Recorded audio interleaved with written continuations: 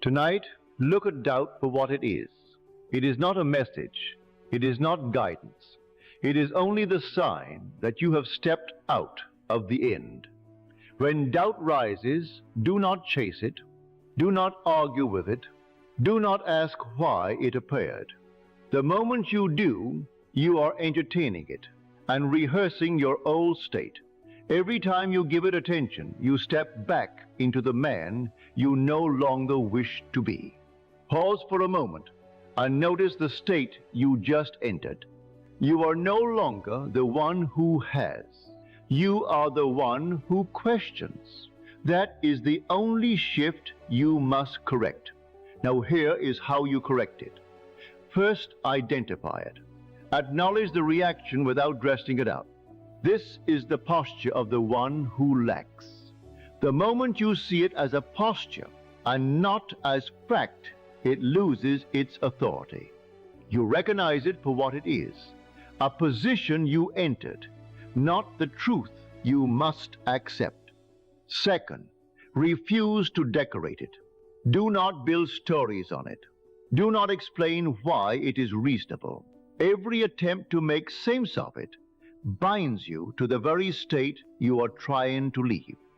Third, return to the end immediately, not later, not after thinking it through, now. Take the feeling that belongs to the conclusion, the matter finished, the choice already taken, the outcome accepted as fact. Ask yourself, if this were already done, what would I feel right now? Not what you would see, not what you would say, but what you would feel. Would I doubt if the end were a fact? Would I feel this struggle if I had already received it? Take it now. Do not reach for it, occupy it. You do not wait for evidence to support it. Evidence appears only after you take the position.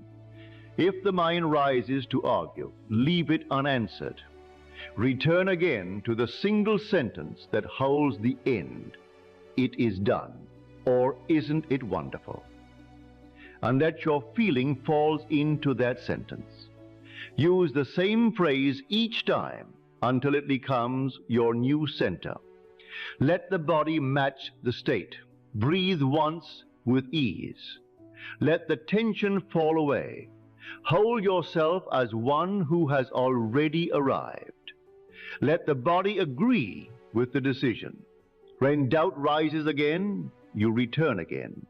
Do not measure how often. This is not discipline. This is selection and nothing else. Each return is an act of choice.